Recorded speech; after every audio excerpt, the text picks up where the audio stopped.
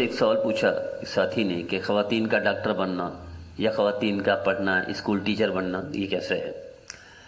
یاد رکھیے، ڈاکٹر بننا فرض کفایہ ہے، انجینئر بننا فرض کفایہ ہے۔ ساری مسلمان یا سارے اس علاقے کے انجینئر بننا چھوڑتے ہیں تو گناہ گار ہوں گے، ڈاکٹر بننا چھوڑتے ہیں تو گناہ گار ہوں گے۔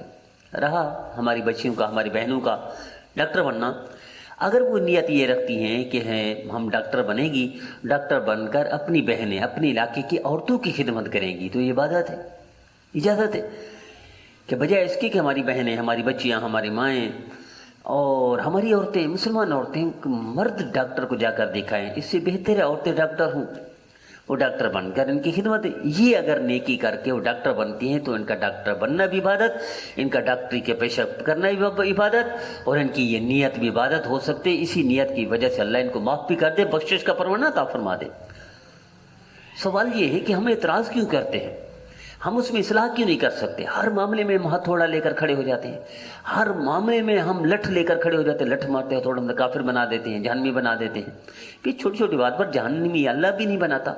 100% اعمال تو اللہ کو نہیں چاہیے۔ ہو سکتے وہ ڈاکٹر بن کر کوئی ایک نیکی کرے، اللہ ایک نیکی کی وجہ سے 100% اعمال تو نہیں چاہیے اللہ کو۔ اللہ ایک نیکی کو قبول کر کے جنت دے دیتے ہیں۔ اللہ نہیں کب کہا ہے 100% اعمال کرو گے تو جنت دوں گا ورنہ جہنمی ہو۔ جب اللہ کو 100% اعمال پسند نہیں ہے، نہیں چاہتا اللہ، ایک نیکی بھی قبول کر لیتے ہیں، اللہ 2 نیکی بھی قبول کر لیتے ہیں، زندگی بھر کے گناہوں کو معاف کر دیتے ہیں۔ ہم کون تھوڑا لے کر کھڑے ہونے والے؟ ہاں، اصلاح ہو سکتی ہے کہ اگر اس میں کوئی ایسے گناہوں کے کام ہیں، بے پردگی ہے، یا شریعت کی حدود سے باہر کوئی ہو کر بچیاں مر جاتی ہیں تو وہ مناسب نہیں ہے، اس کی اصلاح کی جا سکتی ہے، پیار محبت سے نرمی سے سمجھایا جا سکتا ہے، جس طرح نبی کریم صلی اللہ تعالی وسلم سمجھایا کرتے تھے۔ پیشاب کرنے والے مسجد میں پیشاب کرنے والے کو نبی کریم صلی اللہ علیہ وسلم نے روکنے والوں کو ڈانٹا، پیشاب کرنے والوں کو نہیں ڈانٹا۔ جو روک رہے تھے ان کو ڈانٹا نبی کریم صلی اللہ علیہ وسلم نے، اور اس کو سمجھایا بعد میں کہ یا رسول اللہ آج کے بعد نہیں کروں گا مسجد میں پیشاب۔